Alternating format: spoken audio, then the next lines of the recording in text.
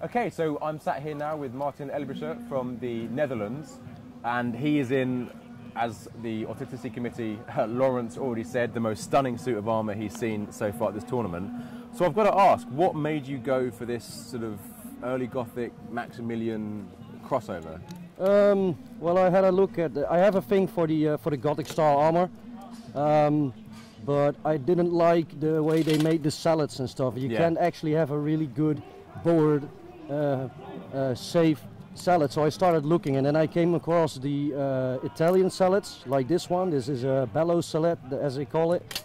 It combines safety with style, I would say. And I started, actually last year before I went to Italy, we went to the Imperial Armory in Vienna, and there I saw some really stunning suits, Maximilian, but also Gothic and some in between. And apparently there was a kind of transitional armor going on from late Gothic around 1510 to Maximilian in 1515, 1520. Okay. And obviously I had to choose between Maximilian and Gothic because you can't have both, and Gothic is just really, really amazing. So I chose to do the transitional one. Yeah. So you got all this fluting, all the artistic shapes and stuff on it, and it combines mobility with protection. I can actually do about anything in armor. Okay, it's amazing. I won't ask you to prove that now. You've already proved it in the list. Yeah. But I've got to ask, in total, and it's one of the most asked questions on the live stream, how much does a suit like this weigh? It weighs, this suit of armor weighs about, I think, 26, 27 kilograms, included everyly. Yeah, which is a lot less than I thought it would be. Because when I thought I had, I was more 14th century, so it was floating arms, articulated legs, coat of plates. And that one, because there's a lot less metal in it than this, you'd imagine the weight would be a much bigger difference. You would think so, yeah. But this is much lighter. I thought you were going to say between 30 and 35. No, not at all. I mean, this cuirass weighs 6 kilograms. Wow, it's really nothing. Light. Yeah. And then you get a cuirass that has mobility all sides. I can just move my hips and this bends down. Yeah, I can see there you've got the articulated fold there, so yeah, you should be able to get it goes anywhere. And of course, it costs a little bit more, but you get a lot out of it. Yeah. It gives a lot of protection, and more than a coat of plates would do, and more mobility. Oh no, 100%. I mean, just looking at you from, so I was a halberdier, looking at you from that perspective, you know, normally the places I look, are shoulders, arms, especially around the elbow, gaps here, and you don't have there's little to any none of the usual gaps, unless someone was to really bend a limb out of the way. There's no obvious way of getting to you. It will be a lucky shot, which I guess is one of the massive bonuses to you, and that's one of the reasons you chose the armour. Of course. So the blackening, I've got to ask, did you get that because it looks cool as hell, or because it means maintenance is a lot easier? Well, maintenance isn't necessarily a lot easier, because if you leave this out, it will rust as well. But and of course, like you see, it comes off eventually. Yeah. But yeah, it has a little intimidating look to it, and especially the shapes come out more. Yeah. If you take blank steel, then you wouldn't see these shapes as much. That is my personal opinion, and as well because you have the I don't know what's the English word, but the gold-colored rivets on it. Yeah, it gives a really Are they brass? Brass. Yeah, they give a really nice contrast, black and gold. 100%. I mean, you look like a lord leading his troops to battle in a suit like that. That was my goal.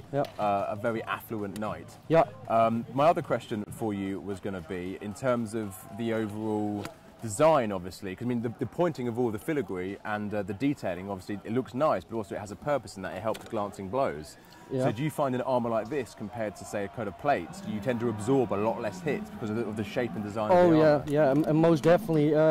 For example, a blow across my chest would mostly, of course, you can see a bit dense. Yeah, I see someone got you there. Yeah, but most of them just go all the way off. I have, in my armour, I have little to none hits that have actually hurt me. Yeah.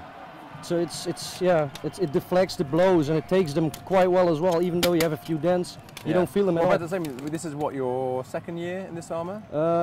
Almost. I got this in September. Yeah. So you've been in a few tournaments. First tournament year in this armour. Yeah, I mean compared to a similar armour from 14th century, there's definitely a lot less. Normally in the shoulders and in normal Western armour, it's up here that you see a lot of the dents start to form, and you've got like a scratch. Nothing.